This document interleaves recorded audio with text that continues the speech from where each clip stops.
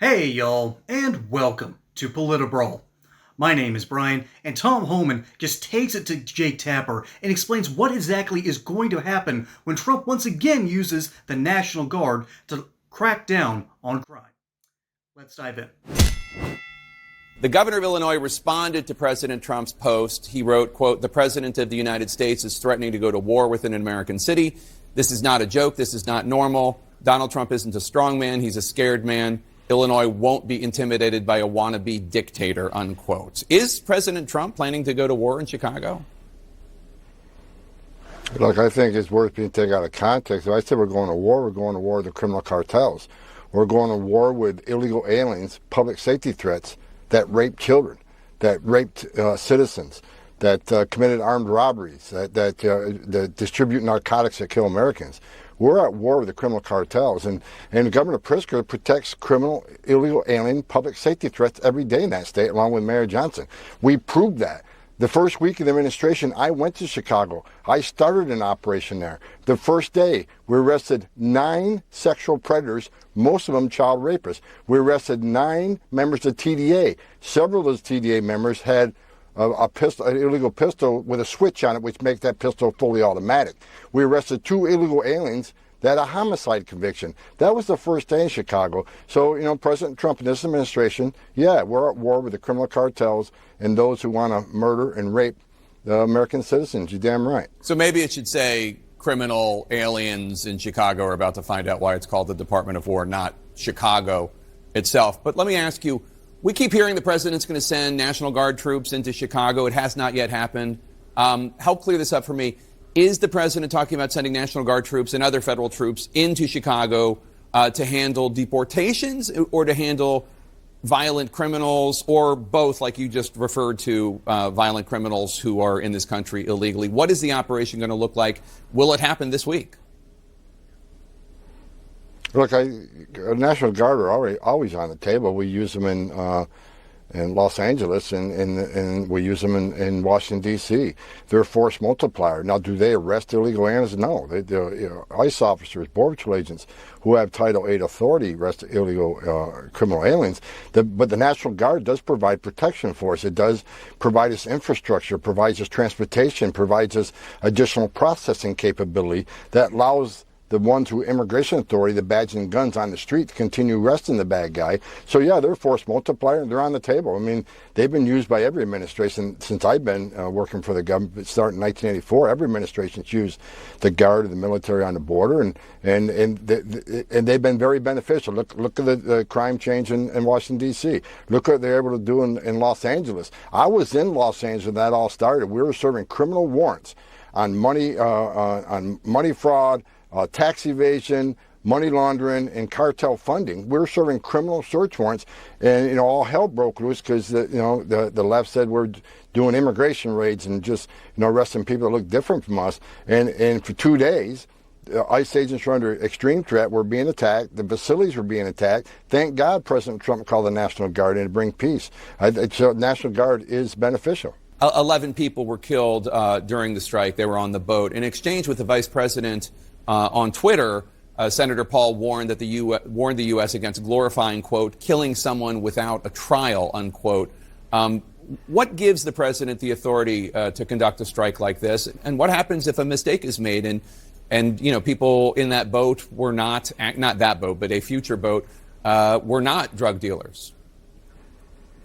Well, look, what gives the authority? That's a question for the Department of Justice or DOD or, certainly Department of Defense. But what I can tell you from 40 years of doing this job, President Trump made the right decision when he classified these cartels and these gangs as terrorist organizations. They've killed more Americans with their poison than every terrorist organization in the world have killed Americans. They've killed more Americans than any war.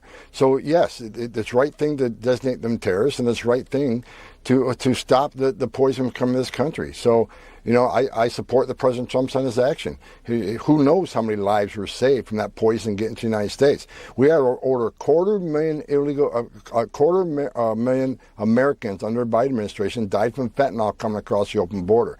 President Trump's trying to save lives. A secure border does that. And I'm glad to see us playing the away game. We play the home game too much. Let's stop it before it even gets to our border. And that's going to save thousands of American lives. So I support the decision of President Trump.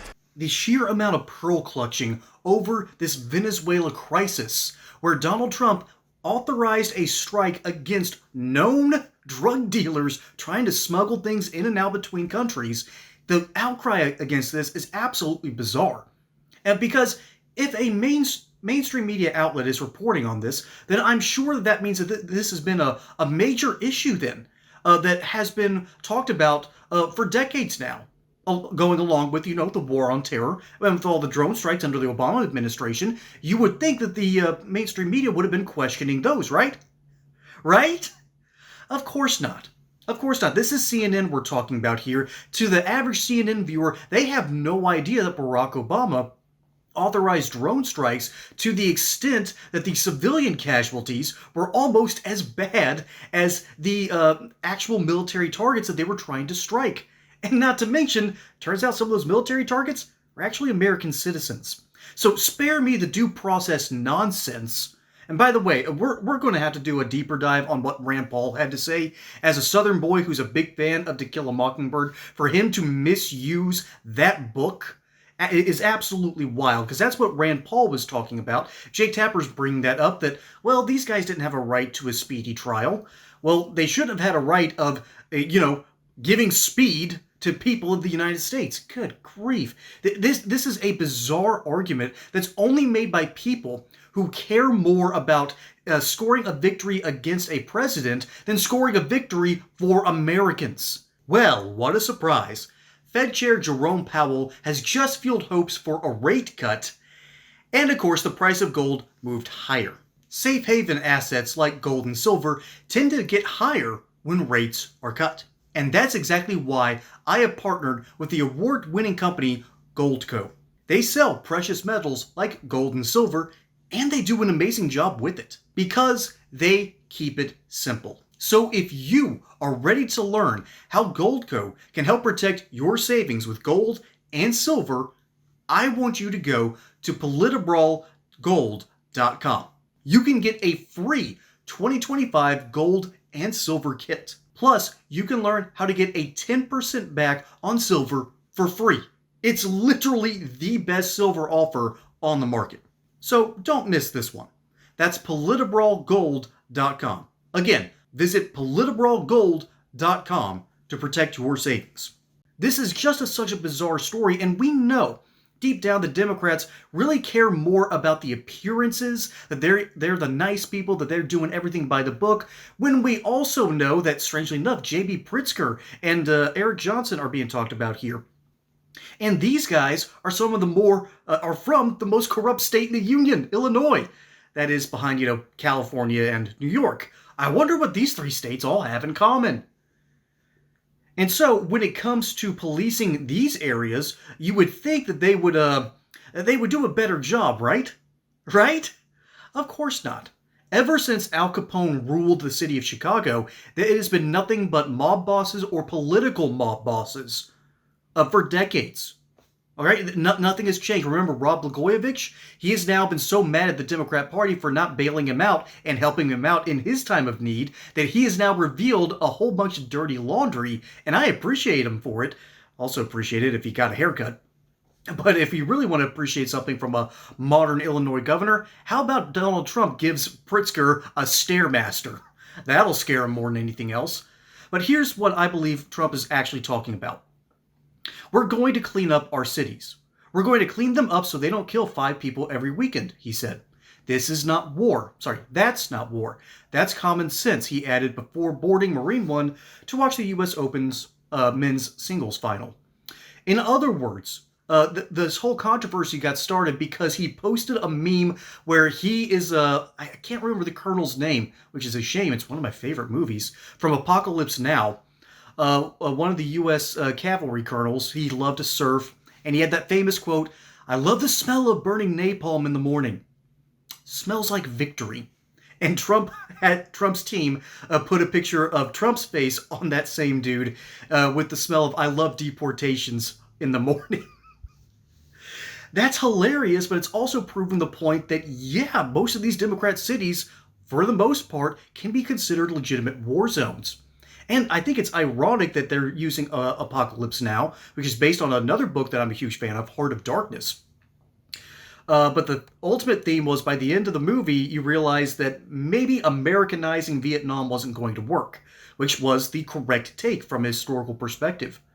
But we're not talking about Americanizing these cities. We're talking about taking memes that that combine millennial and Gen Z proclivities, and then give them a movie from that Boomers and Gen X would understand, and that's funny.